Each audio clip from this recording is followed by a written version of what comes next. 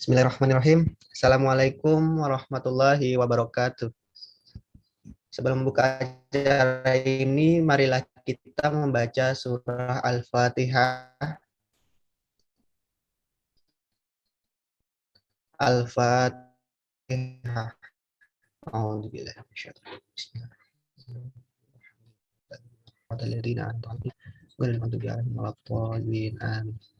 Ikhwah fillah, mahasiswa yang dirahmati Allah. Pertama-tama tak lupa kita memanjatkan puji syukur kehadirat Allah Subhanahu wa taala yang telah memberikan nikmat dan karunia-Nya kepada kita semua sehingga kita dapat berkumpul di acara ini dalam keadaan sehat dan meluangkan waktu terbaik dalam majelis ilmu. Pada acara Nuzul Quran dengan tema Raih Kemenangan di Bulan Ramadan dengan Menjadi Insan yang Cinta Al-Quran. Salawat serta salam serta kita curahkan kepada junjungan kita Nabi besar Muhammad SAW beserta keluarga dan sahabatnya. Para hadirin yang dirahmati Allah Subhanahu wa taala, di pagi yang berbahagia ini izinkan saya selaku host menyampaikan susunan acara, yaitu yang pertama pembukaan, yang kedua pembacaan kalam ilahi, yang ketiga sambutan oleh Ketua Umum FSI Al-Furqan, yang keempat pengenalan FSI Al-Furqan, yang kelima penyampaian materi, yang keenam tanya jawab, yang ketujuh doa, dan terakhir penutup. Memasuki rangkaian acara kedua, yaitu pembacaan kalam ilahi yang akan dibacakan oleh Akhina Alfianur. Falya tafadhal mashkura.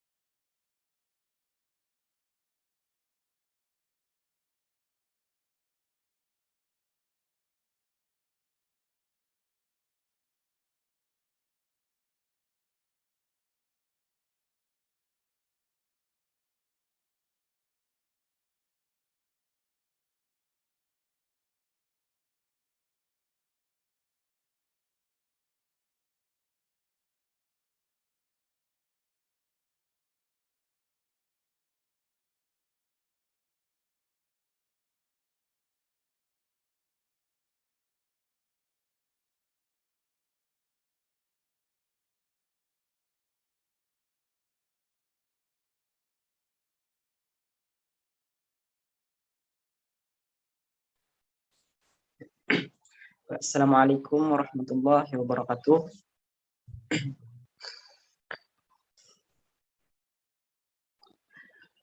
A'udzu billahi minasy syaithanir rajim. Bismillahirrahmanirrahim. Inna anzalnahu fi lailatul qadr wa ma adraka ma lailatul qadr. Lailatul qadri khairum min alfi syahr. Tanazzalul malaikatu warruhu fiha فيها بإذن ربهم من كل أمر سلام هي حتى مطلع الفجر صدق الله العظيم. السلام عليكم ورحمة الله وبركاته.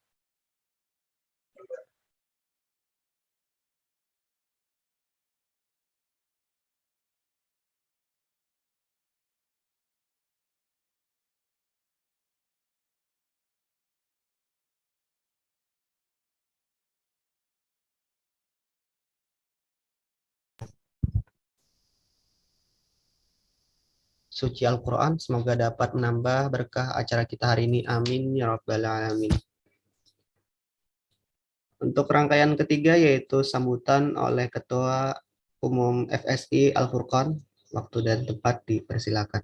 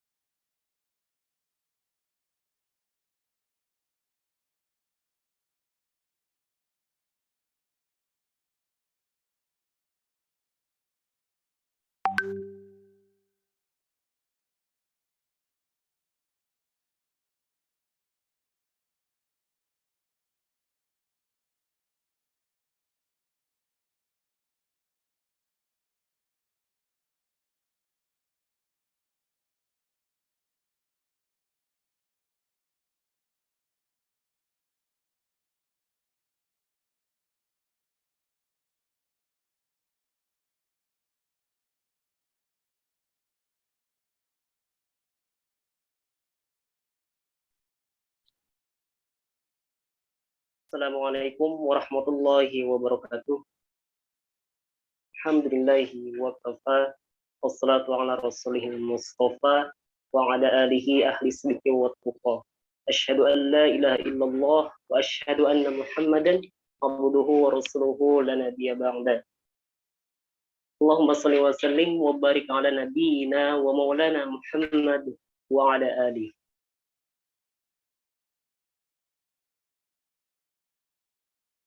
Yang ulun muliakan, yang hormat juga kepada Ustaz Abdul Jabbar yang saat ini telah hadir di tengah-tengah kita di ruang Zoom ini.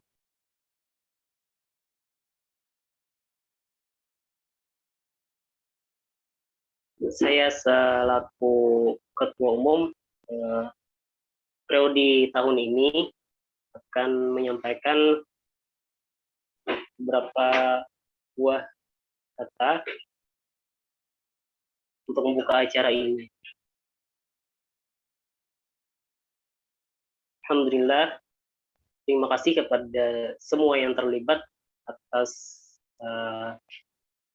berlangsungnya acara ini, kepada panitia dan rekan-rekan sekalian, dan juga khususnya kepada mahasiswa yang telah berhadir di acara peringatan Nuzulul Quran yang diselenggarakan oleh FSI Al-Furqan di periode tahun ini yang bertepatan pada bulan Ramadan tahun 1443 Hijriah.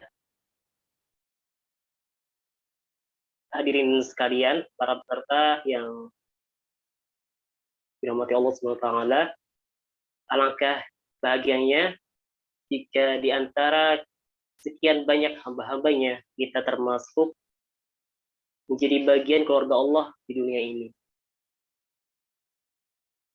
Siapakah keluarga Allah di dunia ini? Rasulullah Shallallahu Alaihi Wasallam pernah meriwayatkan dalam sebuah riwayat yang diriwayatkan oleh Imam Ahmad dan Ibnu Majah. sabda beliau sallallahu alaihi wasallam, inna lillahi ahlina minan nas. Sesungguhnya Allah memiliki keluarga di antara manusia. Kemudian para sahabat pada saat itu bertanya kepada Rasul sallallahu alaihi wasallam, ila man hum ya Rasulullah? Siapakah mereka wahai Rasul? Rasul pun menjawab, ahlul Quran, ahlullahi wa khasatuh. Mereka adalah keluarganya Allah. Mereka adalah ahlul Quran. Mereka adalah orang-orang yang senantiasa mempelajari Al-Quran, baik dengan cara dihafalkan ayat-ayatnya, ditadaburi kandungannya, juga didakwakan dalam kehidupan sehari-hari. Maka sudah sepatutnya apabila kita ingin termasuk menjadi bagian dari keluarga Allah, kita berusaha untuk memantaskan diri untuk seperti mereka, para ahlul Quran, orang-orang yang menjadi keluarga Allah di dunia ini.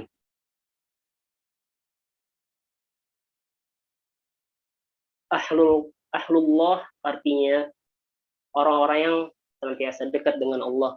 Orang yang dekat dengan Allah ialah apabila ia berdoa, doanya akan dikabulkan. Apabila ia meminta ampun, dosa-dosanya akan diampuni. Apabila ia memiliki hajat, apapun yang ia hajatkan, insya Allah akan Allah tunaikan. Saking dekatnya dia dengan Allah, mudah bagi Allah untuk menunaikannya. Maka misalkan kita punya keluarga yang sangat dekat dengan kita, misalkan saja contoh di keluarga orang tua dekat dengan anaknya, apabila anaknya mau sesuatu, pasti ya orang tua maunya anak itu mendapatkan sesuatu yang baik, mudah.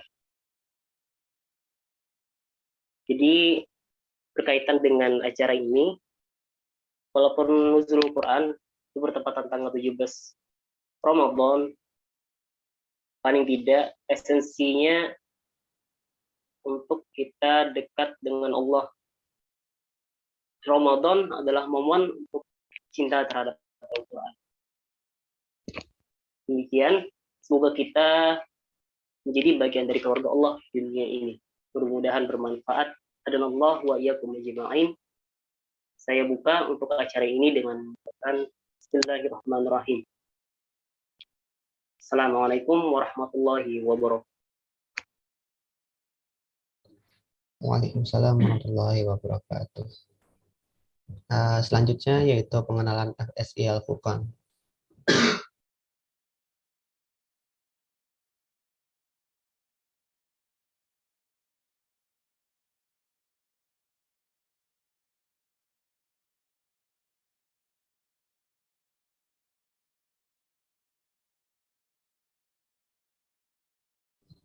Berikut ini adalah tayangan profil FSI Al-Furqan dan berbagai aktivitas yang diselenggarakan oleh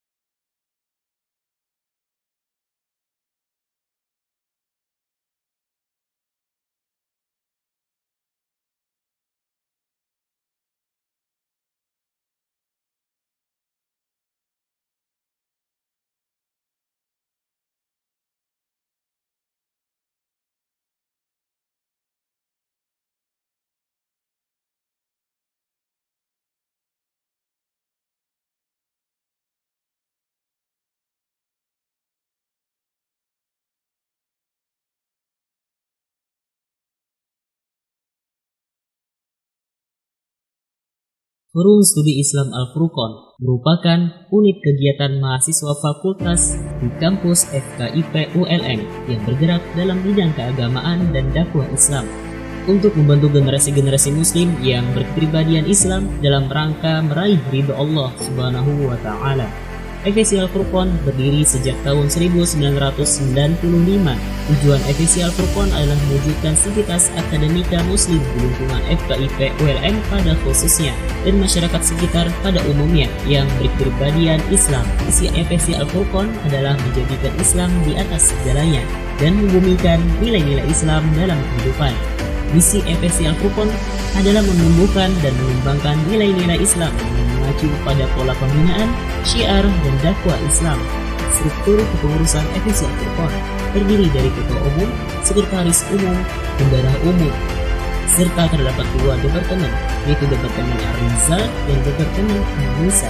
Adapun divisi-divisi FEC Al-Furqon yaitu Divisi Bingka. Divisi ini bertanggung jawab dalam mempersiapkan kader-kader penerus dakwah Islam di kampus FKIP ULM. Divisi Oksihum. Divisi ini bertanggung jawab dalam aktivitas syiar, penyebaran opini Islam, serta kehumasan. Divisi Diklat. Divisi ini bertanggung jawab dalam membuat dan menyelenggarakan program pendidikan dan pelatihan sistem manajerial dan kepemimpinan organisasi secara berkesinambungan. Adapun kegiatan-kegiatan FEC Al-Furqon seperti Tahsir, MDKM, Samba, PAN, Al-Furqon Creative Center, PHBI, dan masih banyak lagi. Itu tadi sedikit perkenalan dari kami. Bagi teman-teman mahasiswa yang ingin lebih mengenal FEC Al-Furqon, bisa mengikuti sosial media kami. Salam mahasiswa muslim, hidup mahasiswa, jayalah kampus ungu.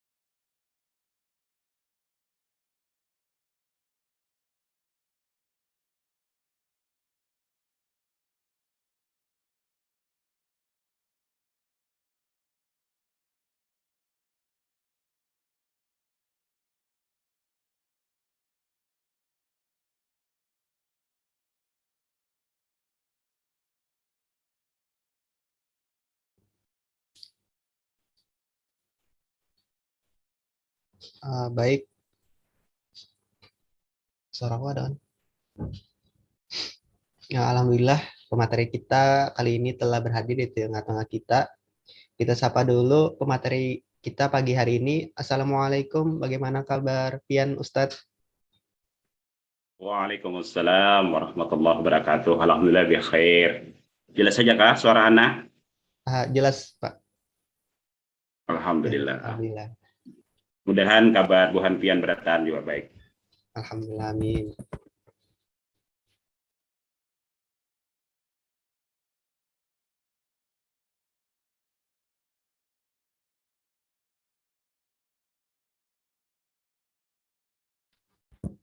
Ya, untuk pemateri luar biasa kita pada hari ini, Haji Abdul Jambar MPD, tempat tanggal lahir Amparaya, Hulu Sungai Selatan, 14 Juni 1979.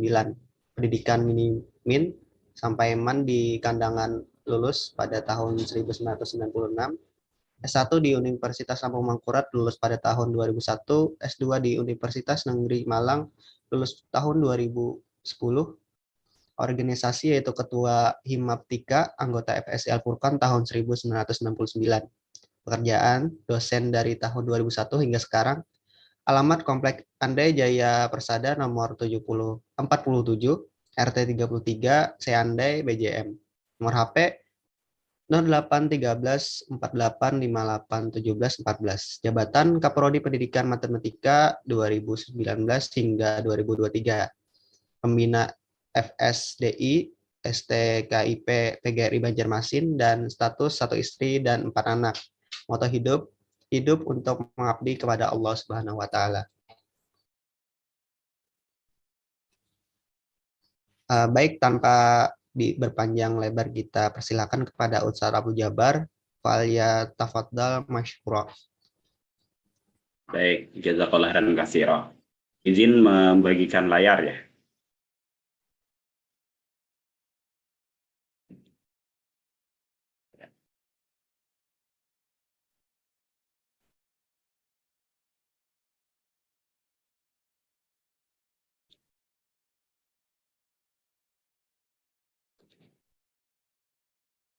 Baik ya. Assalamualaikum warahmatullahi wabarakatuh. Waalaikumsalam warahmatullahi wabarakatuh. Alhamdulillahirabbil alamin. Wassalatu wassalamu ala asrafil anbiya'i wal mursalin sayyidina wa maulana Muhammadin wa ala alihi wa sahbihi ajma'in wa man tabi'ahu bi ihsan ila yaumiddin, amma ba'du. Subhanaka la ilma lana illa ma 'allamtana innaka antal alimul hakim. Rabbi sahri sadri wa yassir li amri wahlul 'uqdatam min lisani yafqahu qawli. Qala Allah Ta'ala fil Qur'anil Karim, a'udzu billahi minasy syaithanir rajim. Bismillahirrahmanirrahim.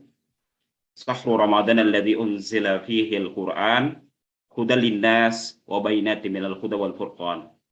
Wa qala Rasulullah sallallahu alaihi wasallam, man ahya sunnati faqad ahabbani wa man ahabbani kana bil jannah. Shadaqallahul azim wa sadaqa Rasulul Karim wa nahnu 'ala dzalika minasyahidin wasyakirin. Yang kita hormati Ketua FSI Al-Furqan, para pengurus serta para peserta ya kegiatan peringatan Nuzulul Quran rahimakumullah. Pertama dan utama, marilah kita senantiasa menyampaikan puji dan syukur kita kehadirat Allah Subhanahu wa Ta'ala, karena berkat limpahan rahmatnya jualah sehingga kita pada kesempatan hari ini masih bisa bersilaturahmi ya, walaupun hanya via Zoom. Dan kita bersyukur kita masih Allah berikan umur sehingga bisa berjumpa dengan Ramadan 1443 Hijriah. Nah, kita berharap mudah-mudahan segala amal ibadah kita diterima oleh Allah SWT, khususnya ibadah puasa kita. Amin amin ya rabbal alamin. Salawat serta salam juga semoga selalu tercurah kepada junjungan kita Nabi besar Nabi Muhammad SAW beserta sahabat, kerabat serta umat beliau ila yaumil qiyamah. Baiklah ya.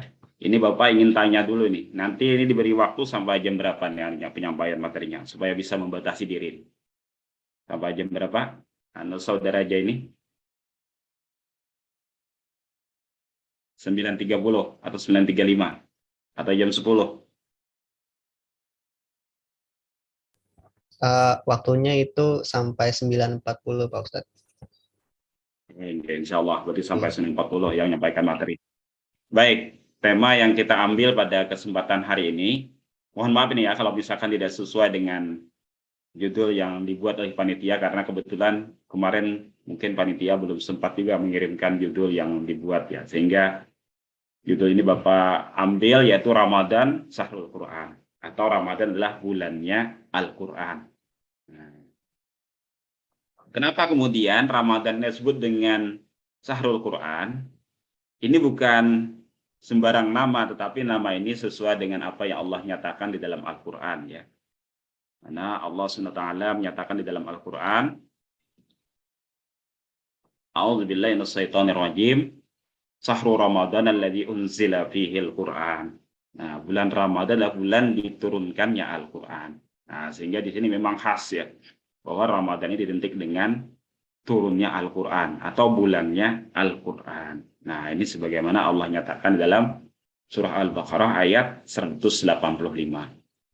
Nah, kita lihat sebentar nih ada sebuah tafsir yang ringkas ya, yaitu tafsir Jalalain. Nah, dalam tafsir Jalalain, mohon maaf sebelumnya nih, apakah layar yang Bapak tampilkan nih, bisa tampil di tempat yang lain ini? Sudah terlihat, Pak. Bisa. Iya. Oh, bisa ya. Nah, khawatirnya tadi kalau misalkan di tempat Bapak tampil, di tempat peserta tampil.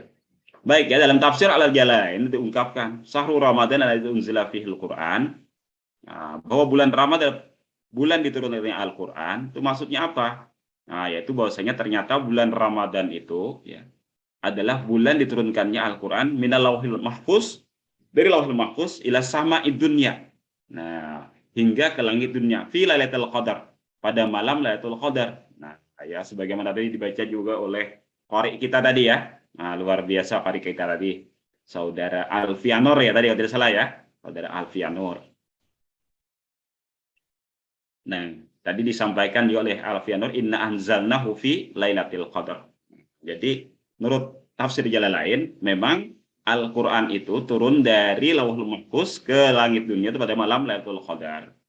Apa gunanya? Minhu dari Al-Quran adalah huda, sebagai hudan. Sebagai apa? Yaitu sebagai petunjuk. Supaya apa? Supaya tidak tersesat. Nah, ya. Jadi hadirnya Al-Quran ke dunia adalah sebagai petunjuk bagi manusia supaya manusia tidak tersesat. Ya. Kita ya sering kalau misalkan bepergian ke suatu tempat di mana tempat itu adalah tempat yang belum kita ketahui, maka kita biasanya minta apa? Pasti minta petunjuk. Nah, kenapa kita minta petunjuk? Supaya tidak tersesat. Alhamdulillah sekarang ini teknologi semakin canggih ya, yaitu dengan adanya Google Map. Mungkin pada waktu zaman dulu Bapak masih kuliah ya, tahun 96, itu tidak bisa seperti sekarang. Jadi satu-satunya cara untuk mengetahui petunjuk apa istilahnya alamat segala macam itu ya harus nanya atau minimal minta digambarkan sama kawan belok-beloknya. Tapi sekarang alhamdulillah tinggal bicara sama Google Map ya, mau ke sini itu langsung ditunjukkan. Nah, ya walaupun memang kadang-kadang kalau di daerah yang sinyalnya agak bermasalah, memang agak bermasalah oleh Google Map ya. Tapi memang manusia itu hidup itu perlu petunjuk ya, supaya apa? Supaya tidak tersesat. Nah ya, di mana diungkapkan oleh dalam tafsir Jalalain ini adanya petunjuk Al-Quran adalah supaya manusia tidak tersesat. Nah, di mana ini adalah petunjuk bagi siapa? Linnas, nah, bagi manusia. Wabayinat, dan sebagai penjelasan, nah, yaitu ayat-ayat atau petunjuk-petunjuk yang wadihah, yang jelas, minal huda. Nah, ya, dari petunjuk tadi, di mana itu bisa menunjukkan kepada ilal haq. Nah, supaya kemudian manusia itu bisa menuju kepada jalan yang hak, yang benar dan tidak salah di dalam misalnya dalam bersikap. Contoh ya, Bapak tanya sekarang, makan itu baik atau tidak kira-kira? Zaini kira-kira Bapak tanya, makan itu baik atau tidak? Baik. Baik. Makan babi? Ya, baik. Makan babi itu baik. Makan babi misalnya. Nah, kalau kita tidak punya petunjuk, maka bisa jadi kita makan babi itu baik. Nah, iya kan? Tetapi kalau kita membaca, ternyata makan babi itu adalah buruk. Bahkan dalam sebuah riwayat diungkap, salah satu golongan orang yang tidak bisa mendapatkan keutamaan malam Lailatul Qadar itu adalah orang yang makan daging babi. Dari mana kita bisa dapat petunjuk itu? Dari Al-Quran, ya kan? Nah, sekarang Bapak tanya lagi, makan nasi itu baik atau buruk? Coba Alfian, soal Bapak terdengar suara Alfian. Gimana Alfian? Baik, Ustaz. Baik. Baik, makan nasi baik. Sekarang Bapak tanya, makan nasi di siang hari bulan Ramadan secara sengaja, baik atau buruk? Nah, itu batal puasa kita, Ustaz. Batal puasa ya, baik. Nah, dari mana kita tahu petunjuk-petunjuk seperti itu? Ya tentu tidak lain dari Quran. Nah, ya. Dan kemudian hadirnya Al-Quran, Al-Furqan, sesuai dengan nama FSI ya, FSI Al-Furqan. Apa itu Al-Furqan? Maka kata Imam Jalalain bahwa Al-Furqan itu adalah mimma yufarriqu, yaitu sesuatu yang membedakan bainal haq wal batil. Nah, bisa membedakan antara hak yang batil. Nah, misalnya jadi tahu ya kita melalui Al-Qur'an apakah yang mana yang baik antara jual beli dan riba misalnya. Nah, jadi tahu kita, oh ternyata jual beli itu dihalalkan oleh Allah Subhanahu wa taala, sementara riba itu adalah haram. Mana yang baik misalkan antara menikah dengan pacaran misalnya. Nah, kita tahu mana yang baik ya, apakah menikahkah atau pacaran kah? Nah, ini kita tahu dari mana? Dari Al-Qur'an. Baik, dalam tafsir yang lain ya, diungkapkan tentang unzilatihil Quran, bahwasanya diturunkan Al-Quran itu dari Lauhul Mahfuz kepada langit dunia itu secara langsung. Kemudian sumakana Jibril, kemudian Jibril itu menyampaikan itu Al-Quran najman-najman secara berangsur-angsur. Ya. Jadi seperti itu. Baik.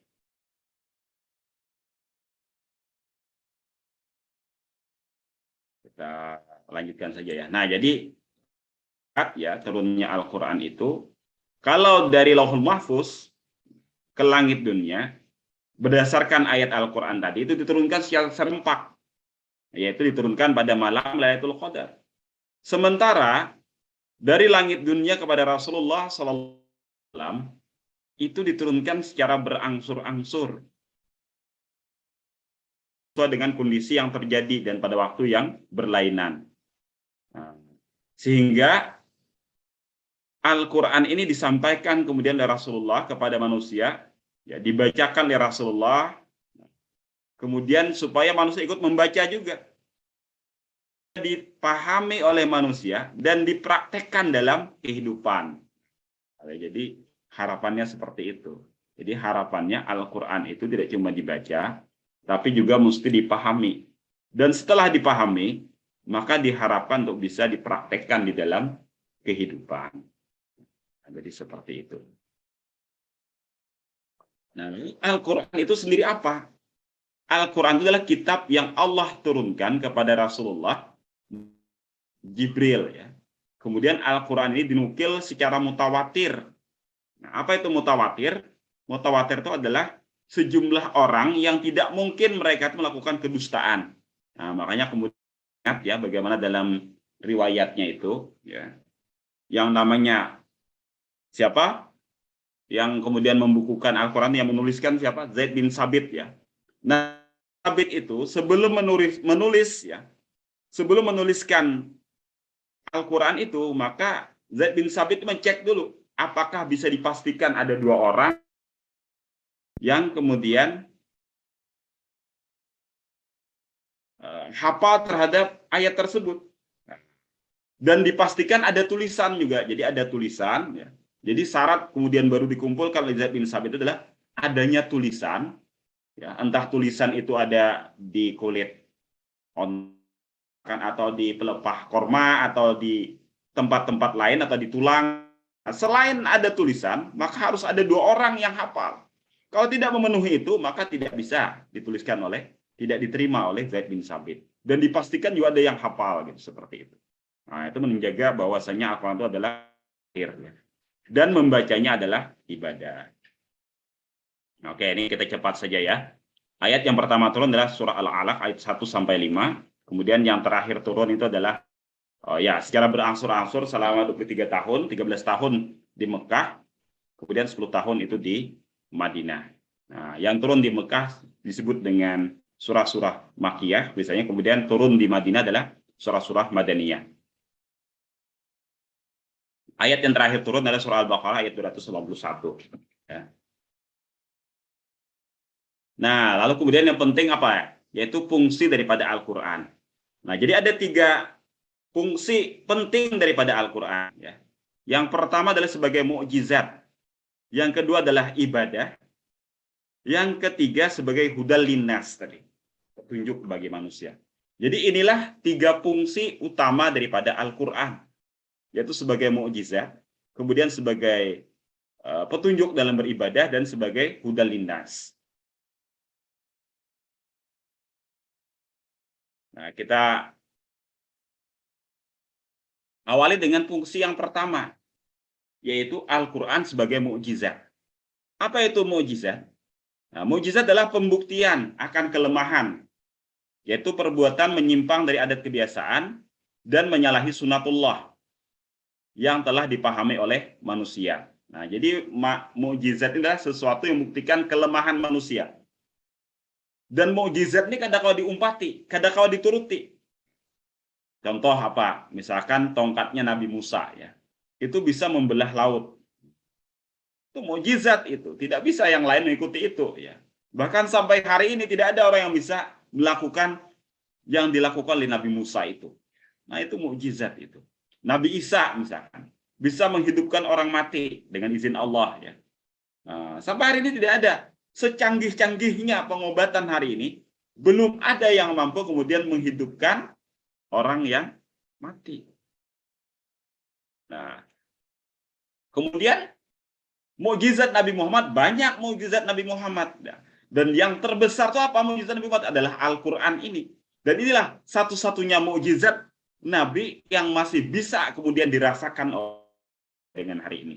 Jadi kemukjizatan Al-Quran itu berlangsung bahkan sampai ke dengan zaman kita. Kalau mukjizatnya Nabi Musa itu sudah selesai setelah Nabi Musanya tidak. Mukjizatnya Nabi Isa selesai begitu, Nabi Isanya nggak ada lagi. Tapi kemukjizatan Al-Quran yang dibawa oleh Nabi Muhammad SAW itu masih bisa kita rasakan sampai dengan hari ini. Apa di antara kemukjizat Al-Quran itu?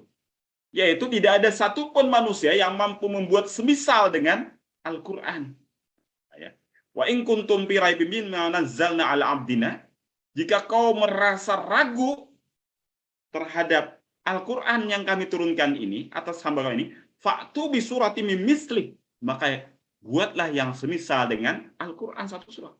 Wad'u, dan sejarah Allah suhada'akum, Allah min dunillah Allah. Hingga kiamat kita termasuk orang-orang yang mendapatkan syafaat dari Al-Quran. Demikian, Assalamualaikum warahmatullahi wabarakatuh. Waalaikumsalam warahmatullahi wabarakatuh. Terima kasih Pak Ustadz. Setelah kita dengarkan pemaparan materi dari Ustadz Abdul Jabbar yang luar biasa tadi, sudahkah kalian mendapatkan makna di balik peristiwa Nuzulul Quran itu apa? Atau mungkin ada yang masih bingung bagaimana cara meraih dan menjadi sosok insan yang senantiasa tertanam kecintaan terhadap Al-Quran hingga meraih gelar pemenang. Nah, bisa tanya-tanya ke pemateri kita nih. Nah, kita mulai saja. Silakan bagi yang ingin bertanya, aktifkan mic atau beri tanda raise hand di kolom Zoom, kemudian perkenalkan diri. Dipersilakan.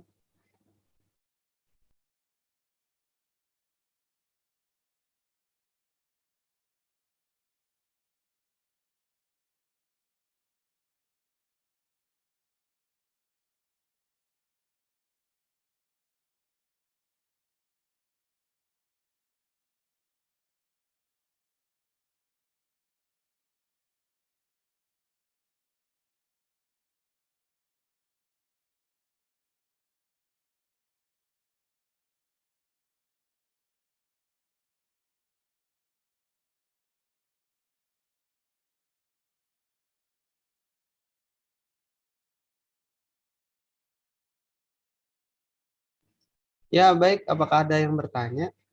Dipersilakan.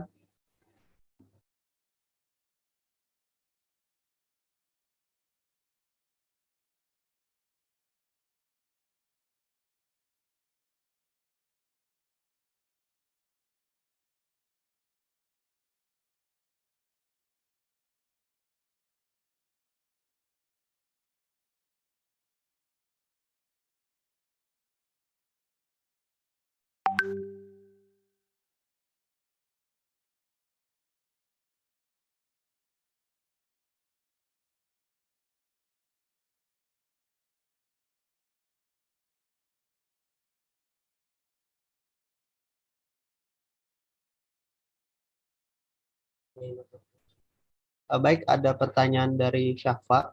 Izin bertanya Ustadz, berdasarkan paparan yang telah disampaikan bahwa salah satu fungsi Al-Quran adalah sarana untuk beribadah. Pertanyaan ulun, bagaimana jika orang yang membaca Al-Quran tidak memahami maknanya sehingga ia tidak menjalankan sebagian yang diperintahkan di dalam Al-Quran, sehingga fungsi Al-Quran sebagai sarana beribadah tidak terjalankan dengan baik. Syukron Ustadz, afwan terlalu panjang.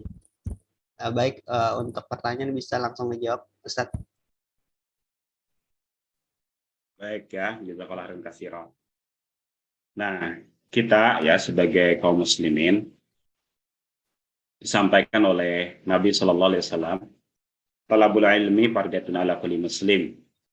Menuntut ilmu itu adalah kewajiban bagi setiap muslim. Artinya, selama kita berstatus sebagai seorang muslim, maka kita wajib untuk terus menuntut ilmu. Termasuk kemudian menuntut ilmu tentang Al-Quran. Nah, di antaranya apa? Yang pertama dulu yang harus kita lakukan di Al-Quran ini ada bisa membaca Al-Quran. Nah, kita sedih juga ya, ada orang-orang yang kemudian sampai hari ini ada yang tidak bisa membaca Al-Quran. Bahkan ada ya, satu kejadian misalkan ketika kita saruan misalkan, untuk biasanya saruan itu kan baca Yasin biasanya ya. Nah, dijurungi oleh Bapak ini pada orang tadi ini, Yasinnya Pak, oh kada aja, ada sendiri. Nah, ternyata apa? Ternyata mencari Yasin yang hingga tidak bisa membaca Arabnya. Nah, ini akibat apa? Akibat tadi tidak menuntut ilmu tentang Al-Quran. Nah, padahal kita ini ujar Nabi wajib hukumnya untuk kemudian menuntut ilmu, khususnya ilmu tentang Al-Quran. Nah, lalu bagaimana orang yang sudah membaca tadi? Nah, maka insya Allah kalau dia membaca Al-Quran, maka itu adalah ibadah. Jadi membaca Al-Quran termasuk bagian daripada ibadah. Apakah dia paham nggak artinya? Kada paham nggak artinya? Maka membaca Al-Quran itu tetap itu adalah ibadah. Ya. Jadi baik dia paham atau dia tidak paham, maka tetap itu ibadah. Namun mestinya sebagai seorang muslim yang baik, jangan berhenti hanya pada belajar membaca Al-Quran saja. Karena tadi disampaikan dalam tafsir Ibnu Katsir tadi, salah satu orang yang diadukan Nabi nanti adalah orang yang dikatakan sebagai mahjura terhadap Al-Quran, abai dengan Al-Quran adalah orang yang tidak mencoba untuk mentadaburi Al-Quran. Jadi tugas selanjutnya selain membaca Al-Quran adalah memahami isi Al-Quran. Bagaimana supaya bisa memahami isi Al-Quran? Ya belajar, makanya tadi kan menuntut ilmu adalah kewajiban mengejar Nabi tadi. Artinya kalau orang itu berhenti, ya tidak menuntut ilmu, merasa cukup, maka kemudian dia berdosa. Kan disampaikan ya dalam kitab Ihya Ulumuddin. Dalam kitab Ihya Ulumuddin diungkapkan, jadi hati manusia ini, perlu makanan. Apa makanan dan nutrisi bagi hati? Yaitu belajar. Yaitu apa? Ilmu. Menuntut ilmu, itulah nutrisi bagi hati. Maka Ihya Ulumuddin mengungkapkan, kalau seseorang 3 hari saja tidak menuntut ilmu, maka hatinya bisa sakit dan kemudian mati. 3 hari. Coba kita bayangkan. Kita ini kajian kira-kira rutin nggak tiap pekan? Ya. Kalau kita tidak rutin kajian tiap pekan, hati-hati, hati kita ini bisa mati. Sebagaimana diingatkan dalam kitab Ihya Ulumuddin tadi. Nah, bahkan dikatakan itu 3 hari. Nah, artinya setiap 3 hari minimal kita ada nuntut ilmu. Alhamdulillah kita hari ini ya dimudahkan. Ya, dimudahkan dengan adanya teknologi, ada YouTube, ada Zoom dan segala macam. Sehingga kita bisa ikut kajian macam-macam ya. Nah, jadi kita azamkan hari ini, kita harus nuntut ilmu. Paling lama adalah paling tidak 3 hari tidak nuntut ilmu. Itu masih yang diungkapkan dalam kitab Ihya Ulumuddin. Sehingga kita harus lebih bagus setiap hari kita tuntut ilmu. Apalagi ini sudah di akhir-akhir Ramadan. Kita isi ya, hidup kita ini dengan ilmu supaya semakin berkah. Apalagi ini di bulan Ramadan luar biasanya keberkahan ketika kita bermajelis ilmu di bulan Ramadan ini. Nah, apalagi kalau misalkan kebetulan malam Lailatul Qadar, wah itu lebih luar biasa lagi gitu. Untuk ilmunya di malam Lailatul Qadar. Makanya bagus juga ya, misalkan kalian ikuti kajian-kajian sambil nunggu sambil jaga Lailatul Qadar, sambil ikuti kajian. Nah, itu supaya kemudian siapa tahu Lailatul Qadar maka sedang menuntut ilmu. Jadi kembali kepada tadi, ya, tentu kalau misalkan dia membaca Al-Quran, tapi kemudian kelakuannya kemudian malah bertentangan dengan Al-Quran, maka diingatkan ya. Nah, seperti yang disampaikan oleh Kiai Labib ya beberapa hari yang lalu. Ada orang-orang yang dilaknat oleh Al-Quran, yaitu siapa? Yaitu orang-orang zalim.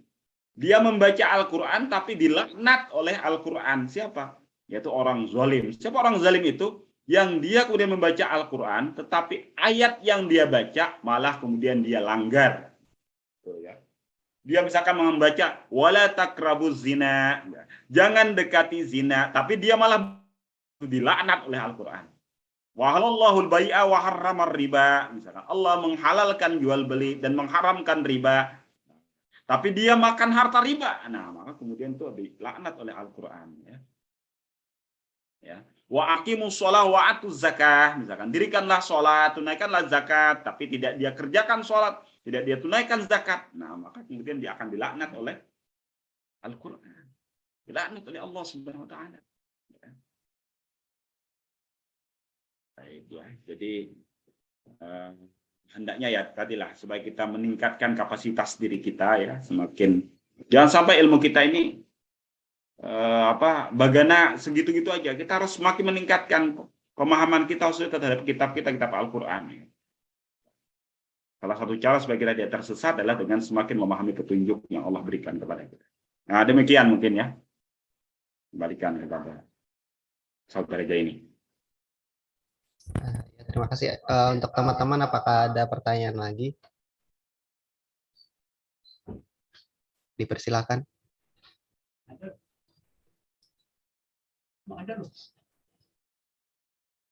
Dari saudari Nurlinda, izin bertanya Ustadz, bagaimana cara kita agar dapat memprioritaskan Al-Quran dalam kehidupan yang mana di zaman sekarang generasi milenial semakin jauh dari Al-Quran? Terima kasih Ustadz. Nah, bisa langsung dijawab Ustadz.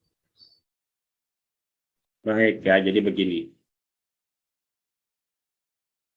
Hal yang perlu kemudian ingat adalah pesan-pesan dari Rasulullah SAW. Nah, tadi Rasulullah mengingatkan kepada kita, ya Rasul, aku tinggalkan pada kalian dua perkara yang apabila kalian berpegang pada keduanya, maka kalian tidak akan tersesat. Nah, ya. Jadi kita khawatir. Jadi pertama mungkin yang perlu kita ingat-ingat ini adalah kekhawatiran kita menjadi orang-orang yang tersesat. Kita kadang pertama dulu misalkan kita bayangkan, khawatir kalau misalkan nanti masuk neraka. Nah, itu kalau kita membayangkan hari ini, wah bagaimana ya kalau kita bayangkan diri kita masuk dalam neraka, dibakar oleh Allah dengan panas, api neraka begitu panas, kemudian minum kemudian kita dikerangkeng, kemudian dihukum gitu dalam neraka yang tidak berkesudahan. Nah, mungkin dengan mengingat-ingat kematian dan mengingat azab Allah nanti, mungkin itu akan menyebabkan diri kita jadi ingat. Oh, berarti salah satu cara supaya tidak seperti itu, ingat petunjuk Allah yaitu Al-Quran. Termasuk kita mengingat kematian. Jadi kadang-kadang kita ini tidak ingat akan kematian, itu menyebabkan kita kemudian lupa dengan Al-Quran. Kita lupa bahwasanya kita ini hidup di dunia hanya sementara. Nah, jadi salah satu cara ya, supaya kita ini bisa berdasarkan Al-Quran adalah dengan kita mengingat mati. Bagaimana cara kita untuk ingat mati? Banyak ya. Dulu ada yang kemudian menggali kubur di dalam rumahnya. Supaya apa? Supaya kalau dia lupa untuk beribadah, dia berbaring di kubur itu. Nah, bayangkan diriku. Hari ini hanya kubur-kubur. Kau bangun. Coba kalau misalkan kayaknya bujuran di kubur di sini, apa yang terjadi? Ada caranya seperti itu. Ada juga orang yang kemudian membeli kain kafan. Maaf. Kain kafannya itu diletakkan di dalam lemari. Kemudian kain kafan itu diletakkan di paling depan pulang. Jadi setiap buka lemari pakaian, yang terlihat pertama kali apa? Kain kafan. Wahai diri, nanti kamu akan dibalut dengan kain ini. Ingat jadinya dengan mati. Dengan ingat dengan mati, ingat bagaimana nanti keadaan kita sesudah kematian. Kalau kita jauh dari Al-Quran. Gitu ya. Kadang-kadang hal-hal seperti itu tidak. Sering-sering hadir ziarah kepada orang yang meninggal dunia supaya ingat kita dengan mati. Sering-sering hadir ke rumah sakit lihat orang yang sakit. Jadi kita dengan mati. Jadi insya Allah dengan seperti itu, ya, insya Allah kita akan ingat. Salah satu cara yang lain adalah dengan kita bergaul dengan orang-orang soleh. Jangan bergaul dengan orang-orang yang salah. Kalau kita bergaul dengan orang-orang yang soleh, insya Allah kita akan kemudian menjadi orang selalu ingat dengan Al-Quran dan kemudian berusaha untuk memahami. Kira-kira seperti itu ya untuk jawaban pada Perlinda.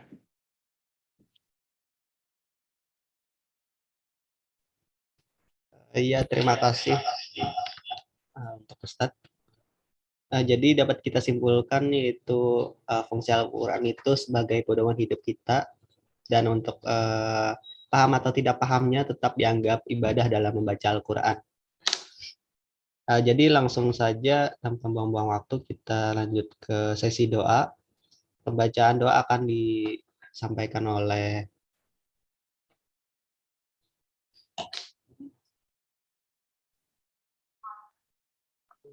Pertanyaan lagi tuh, biar aja kah? Sudah sampai waktunya Pak Ustadz. Untuk doa bisa dibacakan oleh Ustadz Abdul Jabar. Baik ya, mari kita berdoa. Namun sebelum berdoa, mari kita awali dengan membaca Quran suratul Fatihah. A'udzubillahi minasyaitonir rajim. Bismillahirrahmanirrahim. Alhamdulillahirabbil alamin arrahmanir rahim maliki yaumiddin.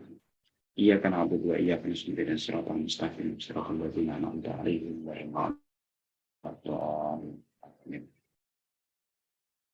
Amin amin. Bismillahirrahmanirrahim. Alhamdulillahirabbil alamin wassalatu wassalamu ala asyrafil anbiya'i wal mursalin sayyidina wa lana Muhammadin wa ala alihi wa sahbihi ajma'in.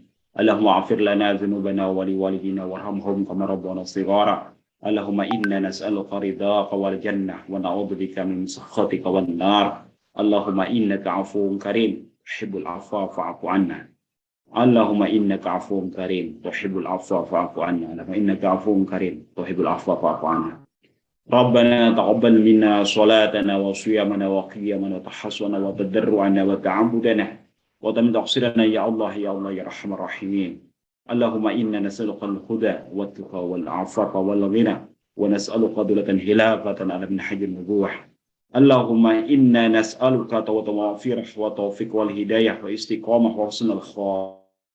Rabbana atina fid dunya hasanah wa fil akhirati hasanah wa qina adzaban nar. Wa sallallahu alaihi wa sallam.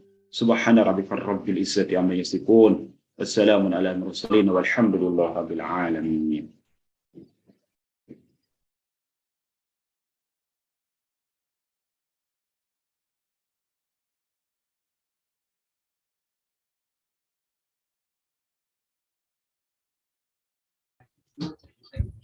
Bagi panitia dimohon untuk membagikan presensi.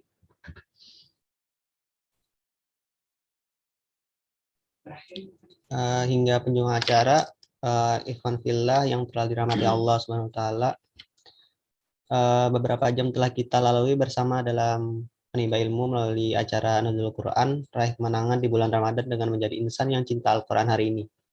Dan tibalah kita pada detik terakhir acara ini. Marilah kita tutup acara dengan istighfar 3 kali, doa kafaratul masjid, dan alhamdulillah. Astagfirullahaladzim, astagfirullahaladzim, astagfirullah.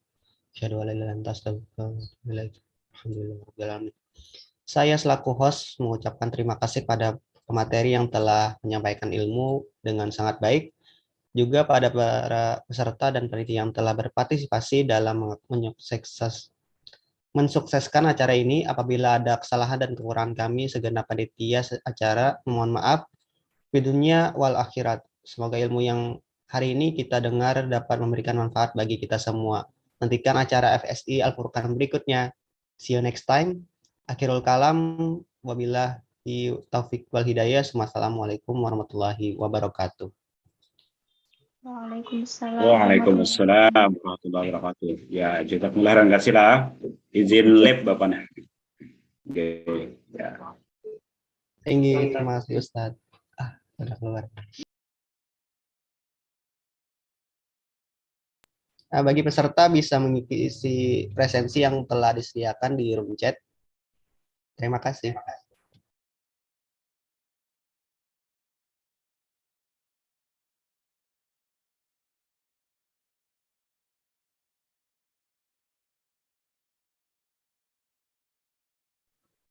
Terima kasih untuk semua peserta bisa meninggalkan room.